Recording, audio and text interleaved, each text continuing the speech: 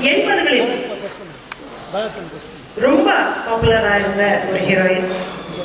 அப்படியே வந்தாங்க, ஒட்டுமொத்த ரசிகர்களின் அன்பையும் எடுத்து பாக்கெட்ல போட்டு வச்சிருந்தாங்க. அந்த சமயத்துல நம்ம கடைக்கு போனோம்னா புடவையில இருந்து, கை வளையல்ல இருந்து, ஹேர் பேண்ட்ல இருந்து எல்லாமே இவங்க பேரோட சேர்த்துதான் விற்பாங்க. நதியா பேண்ட், நதியா புடவை அப்படின்னு சொல்லி பீக்ல இருக்கும்போது சரி ஓகே எனக்கு இது போதும் அப்படின்னு சொல்லிட்டு கல்யாணம் பண்ணிட்டு வெளிநாட்டுக்கு போய் செட்டில் ஆனாங்க. அழகா வாழ்க்கை நடத்தி குழந்தைகள் எல்லாம் பெற்றெடுத்தாங்க. ஒரு 10-15 வருடங்களுக்கு அப்புறம் மறுபடியும் படத்துல நடிக்க வராங்க, அம்மாவா நடிக்க போறாங்க அப்படின்னு சொன்னாங்க. ஆனா பார்த்தா எப்படி போனாங்களோ அதே மாதிரி திரும்பி வந்துட்டாங்க. அந்த 10-15 வருடங்கள் அவங்களுடைய வாழ்க்கையில எங்க போச்சுன்னு இனி வரைக்கும் யாருக்குமே தெரியல. அதனாலதான் அவங்க திரும்பி வந்தப்போ மக்கள் அவங்களுக்கு அதே அன்பையும் அதே ஆதரவையும் கொடுத்து அவங்கள வரவேற்றாங்க. அதே மாதிரி நாமும் அதே அன்போட இப்போ இந்த நிகழ்ச்சிக்கு அவங்கள வரவேற்கலாம். Very very happy to show.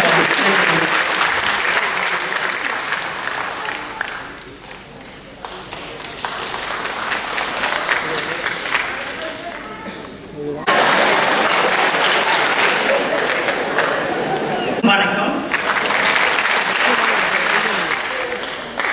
எனக்கு தமிழ்ல ஸ்பீச் கொடுக்கணும்னு ரொம்ப ஆசை இருக்கு.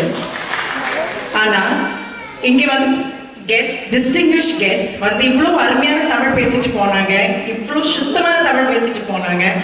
எனக்கு அங்க வந்து ஒரு அடியா பால்பிட்டேஷன் அப்படி ஏறியே போயிடுச்சு. நான் சொன்னேன் இப்ப நான் என்ன வந்து பேச போறேன்.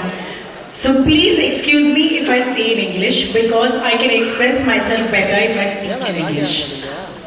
கொஞ்சம் நான் தமிழ் அதில் மிக்ஸ் பண்ணிடுவேன்.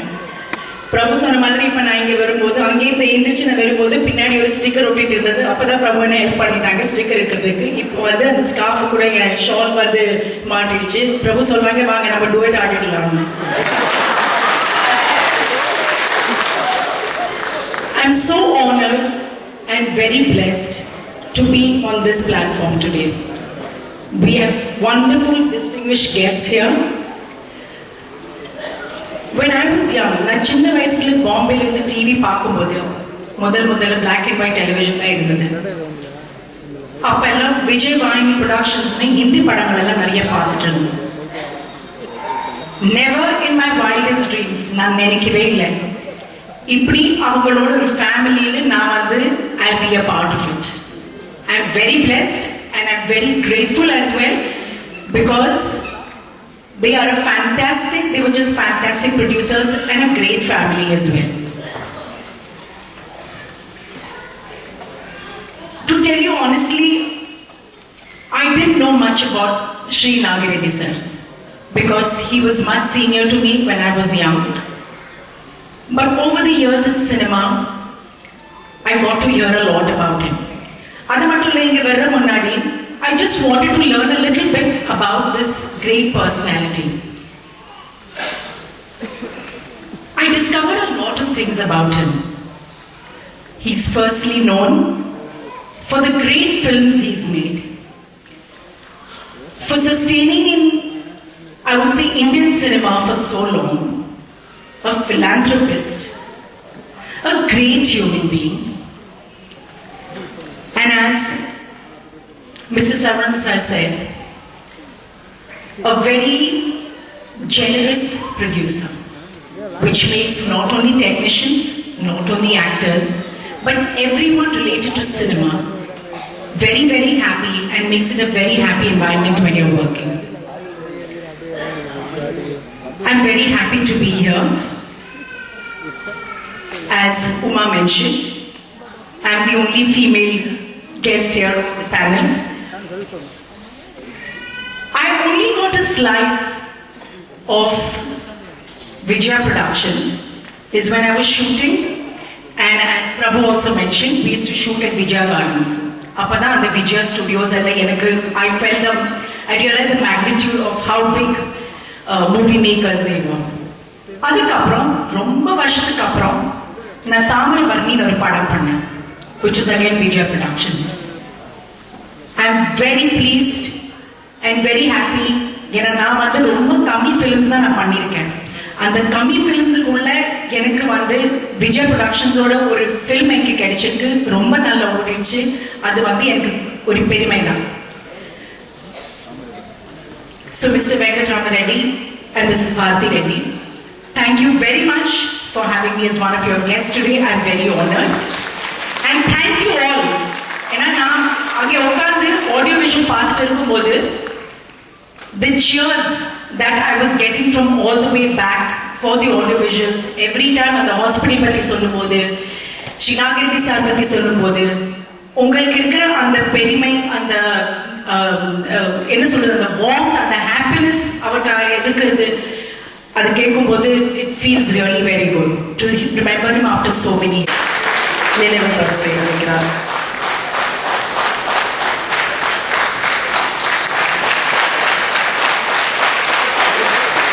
சிறப்பு விருந்தினர், மூத்த தயாரிப்பாளர் அன்பு சகோதரர் ஏவிஎம் சரவணன் அவர்களே, மூத்த இயக்குனர் எஸ்பி முத்துராமன் அவர்களே, என் அன்பு சகோதரர் இளையதரகம் பிரபு அவர்களே, என் பாடல்களின் வசீகர கதாநாயகி நதியா அவர்களே,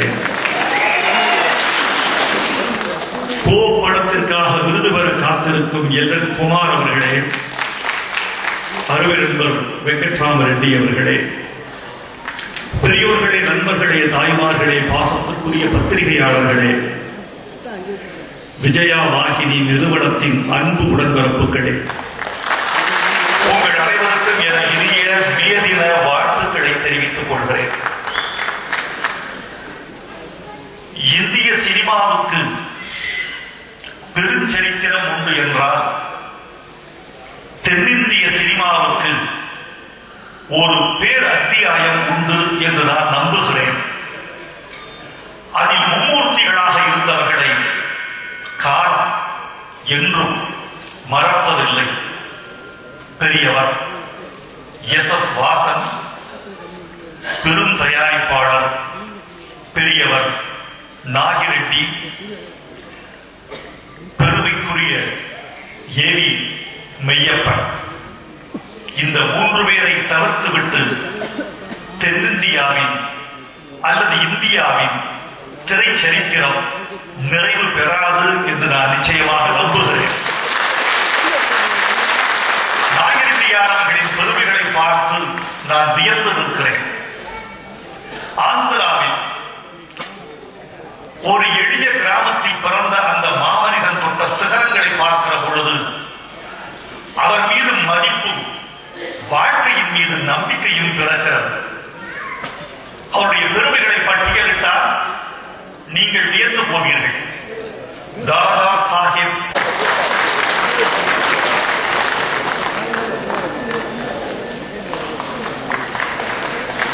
அனைவருக்கும் வணக்கம். நாகிரெட்டியாளர்களை பற்றி எனக்கு ஒரு 3 மணி நேரம் 4 மணி நேரம் பேச முடியும். ஆனால் அதை கேட்கறதுக்கு இந்த நேரம் அவகாசமும் இல்லை, பொறுமையும் உங்களுக்கு இருக்காதுன்னு எனக்கு நல்லா தெரியும். இந்த மே தினத்தில் அவருடைய இந்த விழா வைத்துக்க ரொம்ப கரெக்டாக 100% கரெக்டுன்னு சொன்னால் அது மிகையாது. ஏன்னா நாகிரெட்டியார் முதலாளின்றதை விட ஒரு தொழிலாளியும் கூட.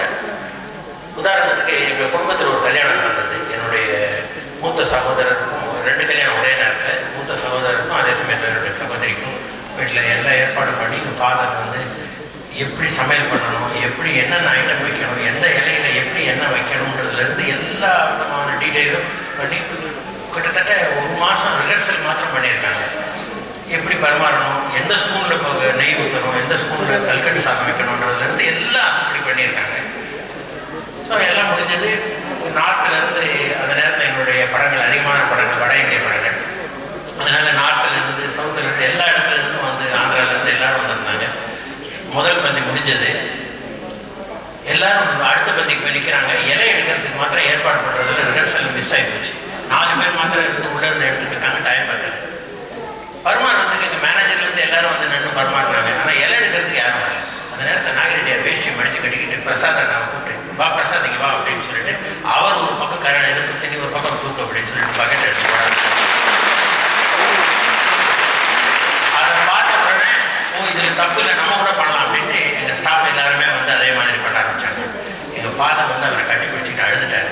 இது உண்மையான நடந்த நிகழ்ச்சி. அப்படிப்பட்ட டிக்னிட்டி ஆஃப் த லேபர் அன்றதுக்கு ஒரு உதாரணமான ஒரு மனிதர் அவர். அவர் எந்த நேரத்திலையும் எங்கேயுமே எளிமையினுடைய உருவம் அவர். எனக்கு நான் சாதாரண என்கிட்ட சில பேர் சொல்லுவாங்க, நீங்கள் ரொம்ப எளிமையாக இருக்கீங்கன்னு. நான் சொல்கிறது, நான் ஒன்றும் எளிமையாக இருக்கீங்க. எனக்கு தெரிஞ்ச 3 பேர் தான் நான் ரோல் மாடலாக எடுத்துக்கிட்டு இருக்கேன். ஒன்று திரு வாசன் அவர்கள், என்னுடைய தந்தை திரு நாகிரெட்டியார், 3 பேர் தான் என்னுடைய ரோல் மாடலாக நான் எடுத்துக்கிட்டு இருக்கேன். அவங்க தான் இன்ஸ்பிரேஷன் எனக்கு. அவங்கள விட பெட்டராக அச்சீவும் பண்ண முடியாது, அவங்கள விட சிம்பிளாக லிவ் பண்ண முடியாது. நீங்கள் பார்த்துருப்பீங்க, வாசன் சார் வந்து முக்கால் கை ஷர்ட் போட்டுக்கிட்டு அவரே வாசல் கடை ஓடிட்டு வருவார். அதே மாதிரி எங்கள் ஃபாதரும் நீங்கள் பார்த்தீங்கன்னா ரொம்ப சாதாரணமாக கதர் சட்டை கதர் வேஷ்டி கட்டிகிட்டு இருப்பார். நாகிரெட்டியார் சார் ஒரு ஸ்லாக்கை போட்டுக்கிட்டு ஒரு வேஷ்டி கட்டிக்கிட்டு ஒரு நாள் வந்து உடம்பு சரியில்லை, ஹாஸ்பிட்டலில் இருக்கார் அப்படின்னு தெரியும் சார் எனக்கு சொன்னார், இன்டென்சிவ் கேரில் இருக்காருன்னு. அன்றைக்கி போக முடியல. அடுத்த நாள் போகிறேன், இவரை பார்க்கலான்னு போனால் ஒரு பெரம்பு சேர் போட்டுட்டு உட்காந்துட்டு இருக்காரு. என்னன்னா ஒரு பில்டிங் கன்ஸ்ட்ரக்ஷன் நடந்துட்டு இருக்காங்க, நின்று உட்காந்துட்டு இருக்காரு. என்ன சார் நீங்கள் இங்கே இன்டென்சிவ் கேரில் இருக்கீங்க அப்படின்னு பிடிச்சி படுக்க வச்சாங்க. நான் எழுந்திரிச்சு வந்துட்டேன், என்னால் அப்படியெல்லாம் படுக்க முடியாது. அந்த மாதிரி ஒரு உழைக்கும் தன்மை உள்ள ஒருத்தர்.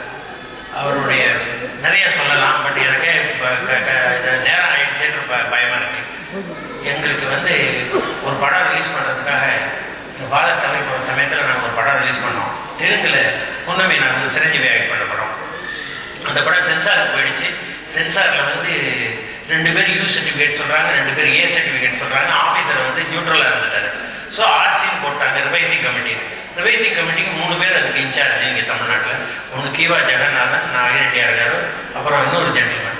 அவர் வந்து பெங்களூரில் உடம்பு சரியில்லாமல் படுத்துட்டாரு. கீவா ஜெகநாதன் உடம்பு சரியில்லை. நாகிரெட்டியார் சாருக்கு அப்போ தான் பிரசாதம் தவறி போனால் 5வது நாள். ஸோ யாருமே பார்க்கறதுக்கு ஆள் இல்லைன்னும் போது திடீர்னு எனக்கு சென்சார் போர்ட்லேருந்து ஃபோன் பண்ணி, சார் இன்னைக்கு ப்ரிவியூ பேரடைஸில் உங்கள் படம் இருக்குது, ப்ரொஜெக்ஷனுக்கு வந்துருங்க நீங்கள். யார் சார் பார்ப்பாங்கன்னு. நாகிரெட்டியார்